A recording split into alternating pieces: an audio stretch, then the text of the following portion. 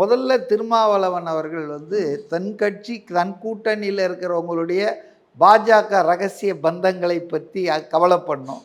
அவர் தான் உஷாரா இருக்கணும். ஏன்னா ஏற்கனவே திமுக பாஜகவோட உறவுல இருந்தவங்க தானேங்க. இப்போ எந்த உறவும் இல்லை, எதிர்முனையில் இருக்கிறோன்றாங்க. அப்புறம் ராஜ்நாத் சிங்கை ஏன் வர வச்சாங்க? கலைஞர் நாணய வெளியீட்டு விழா, கலைஞரோட கோபாலபுரத்தில் குடியிருந்தவரா, படித்தவரா?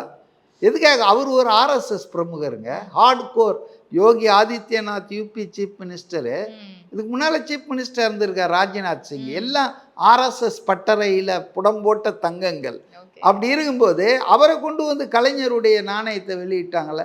ஏன் ராகுல் காந்தியை கூப்பிடல, சோனியா காந்தியை கூப்பிடல? இந்தியா கூட்டணி தானே, அந்த விழா நடத்துனது தமிழ்நாடு அரசு தானே. அதனால் அவங்கள பொறுத்த வரைக்குங்க மோடி கோ பேக்குன்னு வாங்க. எதிர்கட்சியாக இருந்தால் ஆட்சிக்கு வந்தால் மோடி வருவது தமிழ் நாட்டுக்கு பெருமைன்னு அமைச்சர் தங்கம் தென்னரசு பேசுவார்.